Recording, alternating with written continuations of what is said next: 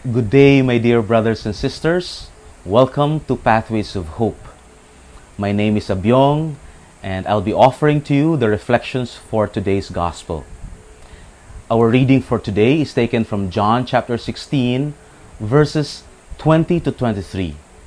If you can still remember, we end our reading yesterday with verse 20, and so I would like to focus on that verse today. In this verse, we hear Jesus saying, "You will have sorrow, but your sorrow will turn into joy." I want to highlight two things here.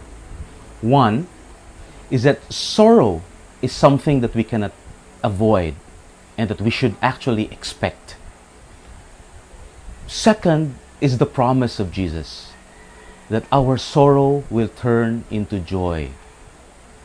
You see, this transition from sorrow to joy is likened to a mother giving birth who experiences the pain and the suffering and the anguish of delivering the child, but once the child is delivered, she forgets all the pain and the anguish because of the joy of seeing the child. Another example that we can think of is mountain climbing. Maybe some of you have done this. We experience going up on the mountain, the difficulties and the anguish and the pain.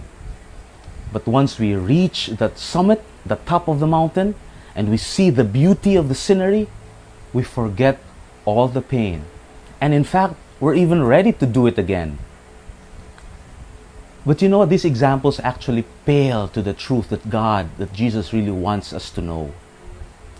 In the second letter of Paul to the Corinthians chapter 4, Paul says, "This slight momentary affliction is preparing for us an eternal weight of glory beyond all comparison." You see, the sorrow that we experience now is slight and momentary. But the joy that we will experience later on is eternal and weighty. And it's beyond comparison, beyond what we can imagine. Brothers and sisters, this sorrow is nothing compared to the eternal joy that awaits for us.